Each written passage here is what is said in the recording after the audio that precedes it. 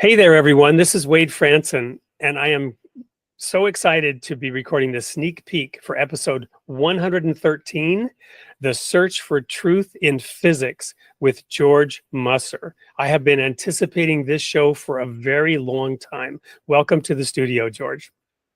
I'm just delighted to be here and talk about these big issues with you. Well, for the guests who don't know you, you were the space science editor of Scientific American in 2004 when I began subscribing to the magazine, and you wrote articles on cosmology, which I began to read at that time. So what were you doing as space editor at that time?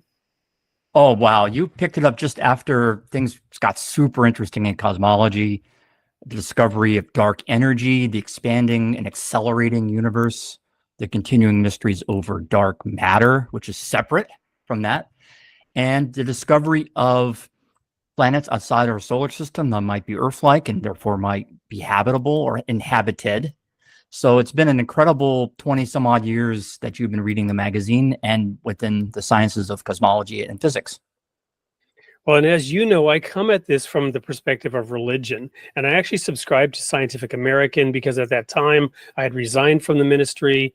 I was now doing strategic planning for a company called Countrywide, and in the strategic planning community, they recommended that you read a variety of sources. So I subscribed to Rolling Stone magazine, Scientific American, and a number of other magazines, but it was Scientific American that really constantly captivated and caught my attention and my imagination, even as a religious person. Because today, as a Baha'i, I believe in the essential unity of science and religion. And yet there's a tension. There's a tension between those two. You became contributing editor in 2012. How did your role change when you became contributing editor? I mean, I love being on the staff at Scientific American, but I moved into more of a consulting role so that I could work on my own book projects. So since then, I've come out with 3 books that are meant for the average person talking about issues in physics. And that's what we're going to get into a little bit, including your article, The Search for Truth in Physics. So what can our guests expect from this dialogue that you and I will hopefully just be beginning, because I hope we'll be able to have you back on the show many times over the next few years.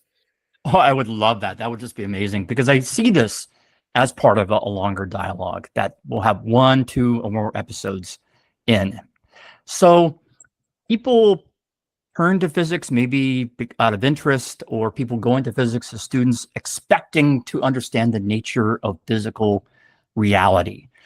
And physics does push us in that direction. It's come up with some amazing discoveries and realizations. But the more you do it professionally, the more you realize that we're coming up also against some really deep and intractable questions about what is reality? Is there reality? Or maybe is the reality what we had thought of before? And there are some questions that come up, especially in cosmology, and that come up in quantum physics, that lead us to question what is the reality? And it certainly doesn't seem to conform to our expectations of what it should be.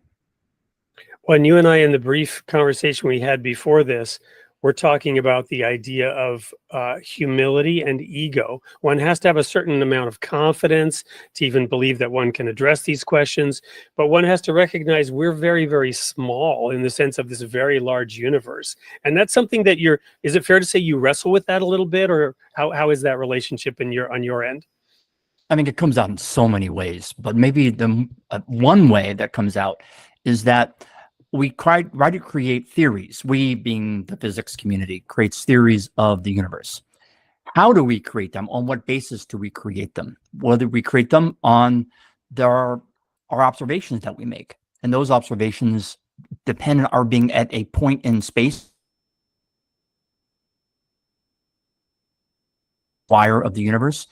And we have to be conscious and aware of that we may not be seeing the universe, we may be seeing an unrepresentative sample of the universe, and we have to kind of account for that in our physical descriptions. We can't assume that. We open our eyes, we look out, and what we see is what is, and all that is. So maybe the easiest example is we know that our eyes are sensitive only to what we call visible light. We don't see the infrared, the ultraviolet, radio waves, gamma waves, things that are outside the range, but are also forms of light. Hence, we have telescopes that can now probe those areas. So if we look out and only using the visible light, we would have an unrepresentative understanding of the universe. We wouldn't see all these other aspects of it. And that comes out in other domains such as quantum physics, where we see only a sliver, and based on that sliver, have to extrapolate. And we do so, as you rightly pointed out, with humility. We have to have some self-confidence, otherwise why try? Why do we have any expectation of success? But we also have to be humble and realize that our knowledge is provisional. Well, I can't wait to dive deeper into these, and I think that's a great segue. We all have a limited perspective. Yours is unique, and I cannot wait to share more with our audience. So for the audience, this will be episode 113, The Search for Truth in Physics. It will air on August 27th at 8 p.m. Central Time. You're not going to want to miss this show. I can't wait to dive in deeper with George Musser. So be there, and we'll look forward to diving into it then.